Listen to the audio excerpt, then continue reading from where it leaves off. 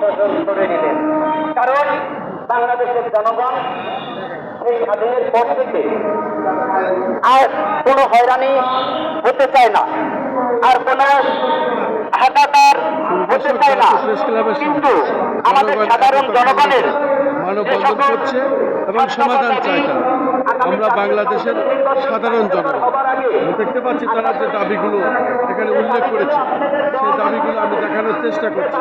ব্যানারে তারা লিখেছে। আর যদি আপনারা দাবি মেনে না নেন তাহলে আমরা বুঝবো আপনারা বর্তমানে এমন পর্যায়ে দেশ পরিচালনা করতেছে, আগামী ভবিষ্যৎ প্রজন্মের যারা নির্বাচিত ভোটে সরকার প্রেরণ করবেন, যারা সরকার গঠিত হবে, তারাও ঠিকভাবে দেশ চালাতে পারবেন না।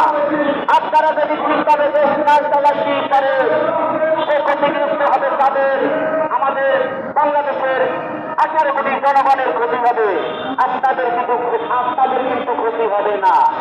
যেমন সাবেক প্রধানমন্ত্রী এবং খুনের স্বীকারকারী স্বৈরাচার শেখ হাসিনা পালিয়ে যাওয়ার পর যে সকল কথা আপনারা সোশ্যাল টেলিভিশনে আমাদের সাধারণ জনগণকে শুনিয়েছেন, আমরা আনন্দিত হয়েছি।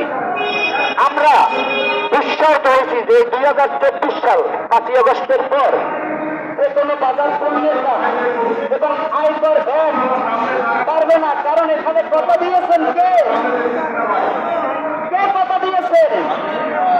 বর্তমান অন্তর্বর্তীকালীন সরকার, বর্তমান প্রধান উপদেষ্টা ডক্টর মোহাম্মদ